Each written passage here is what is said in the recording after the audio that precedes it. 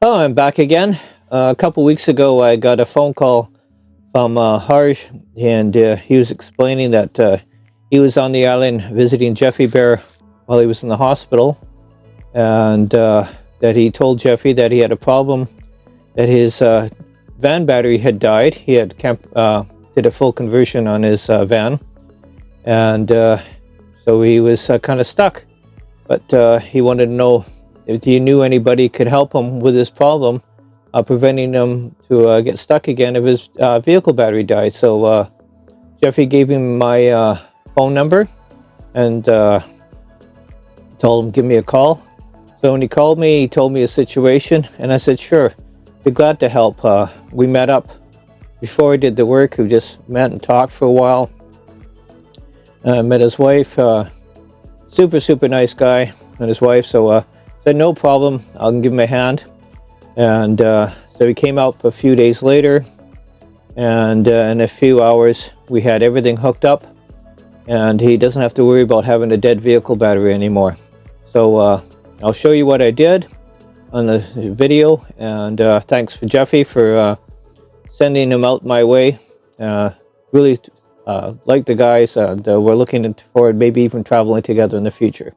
So I hope you learned something from this, and if you got any questions, please free to call me or email me anytime, and I'll be glad to help.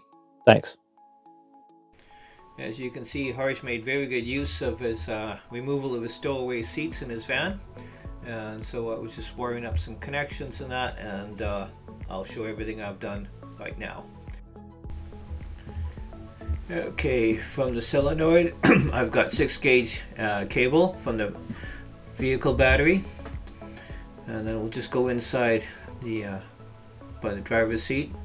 This is just temporary connection right now. I've wired up the solenoid power to a momentary switch, and the Harsh is, you can see, mounted a permanent switch on there, so it's all wired in.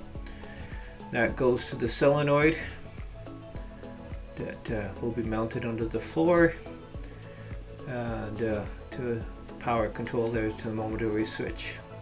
From the solenoid, we have it going to the bus bar.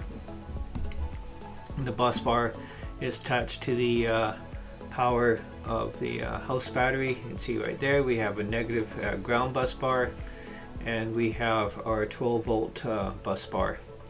Also added an additional ground to the ground bus bar to the chassis.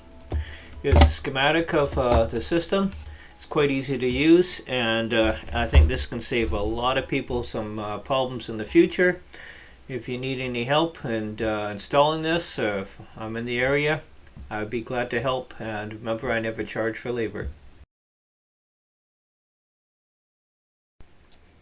Well, thanks for watching, and don't forget to hit that subscribe button if you already haven't.